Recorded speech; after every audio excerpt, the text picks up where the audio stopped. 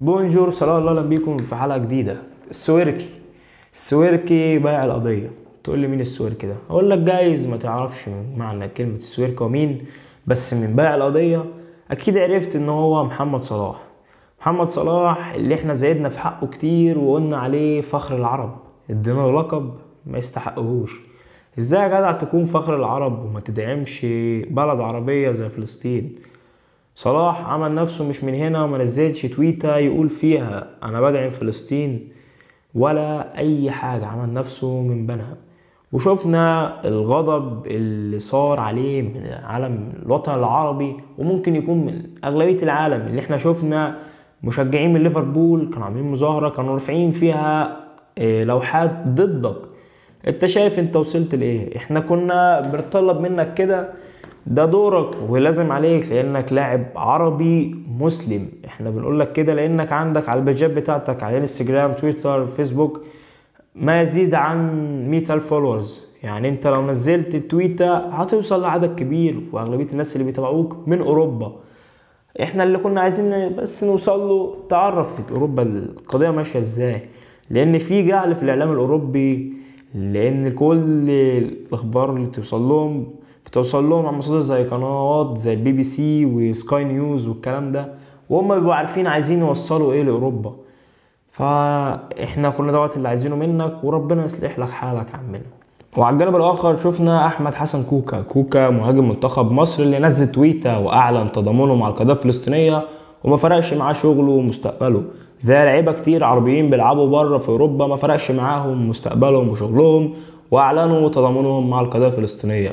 كوكا اللي كان مضمون التويته بتاعته انا مش فارق معايا اوروبا، رغم ان هو باين بقاله 11 سنه بيلعب في اوروبا، نزل وهو عارف حجم الفولورز اللي عنده من اوروبا ايه، نزل لهم التويته ووضح ان القضيه ماشيه ازاي وعرفهم الظلم اللي داير ايه. تويت الكوكا اللي بعد 14 ساعه وصلت ل 6 مليون ونص بني ادم. ونزل بعديها كريم بنزيما التويته بتاعته اعلن تضامنه مع القضيه الفلسطينيه، وتويته بنزيما اللي بعد ساعه واحده بس وصلت ل 6 مليون، نفس الرقم اللي وصل لكوكا بس فرق عدد الساعات. ده اللي احنا كنا عايزين السويركي يعمل كده عشان خاطر الفورلز اللي عنده، بس هنقول ايه، الرجولة ما بيشتروهاش. وشفنا وزيل وحكيم زياش ومصطفى محمد هم بيدعموا القضية الفلسطينية.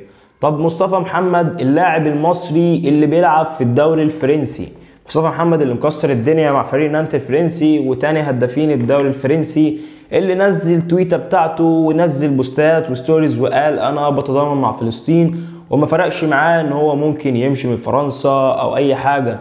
رغم ان انت لو هتقارن مثلا الانجازات اللي عملها محمد صلاح ومصطفى محمد حاجات لا تذكر، والاولويه اللي ممكن يكون ما يتكلمش مصطفى محمد اللي هو عايز يفضل ويكمل مسيرته في اوروبا بس ما خافش واعلن ان هو بيتضامن مع فلسطين. ما ننساش برضو محمد النني لاعب ارسنال اللي من اول الناس اللي تضامنت للقضيه الفلسطينيه، ومش اول مره وعملها قبل كده، رغم ان هو اتعاقب وحصل معاه مشاكل بس برضو ما كانش في دماغه وتضامن وقال لك انا مع فلسطين.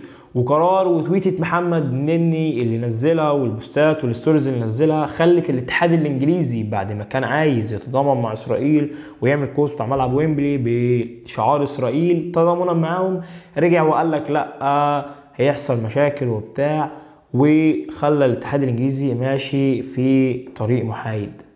ورياض محرز واسماعيل بن ناصر لعيبه المنتخب الجزائري اللي من اول الناس برضو اللي تضامنوا للقضيه ورفعوا تويتات وبوستات وقالوا احنا بنتضامن مع فلسطين، وده مش اول مره يعملوها، ده على طول بتحصل في اي قصف بيحصل من اسرائيل لفلسطين. كنا بنشوف ان لعيبه المنتخب الجزائري من اول الناس اللي بتدعم القضيه.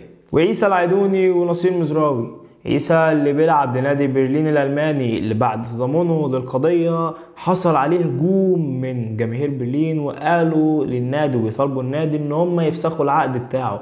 نفس الكلام اللي حاصل مع مزراوي ظهير بايرن ميونخ. برضو فرانك ريبيري اللي دعم القضية، وكوندي لاعب فرنسي ذو الأصول الأفريقية دعم القضية برضو ومهموش حد. تعالوا نرجع بالاحداث ونستشهد موقف ويسلي فوفانا لاعب ليستر سيتي. ويسلي فوفانا لما ليستر في 2021 كسب كاس الاتحاد الانجليزي جاب علم فلسطين ورفعه، وبعديها بموسم راح تشيلسي، وساعتها كان صاحب نادي تشيلسي هو رومان ابراهيموفيتش اللي من اصول يهودية. وان الموقف اللي عمله في فانا برفع علم فلسطين ما اثرش خالص على مسيرته الكروية. وفي نهاية الحلقة عايزين نقول اللي متربع على الرجولة بيبان وقت الشدة، مش عايزين نقول ونطول عليه كلام اكتر من كده، وخد كلام من الناس ما فيه الكفاية. واخيرا سلام لأرض خلقت للسلام ولم ترى السلام يوما. السلام عليكم.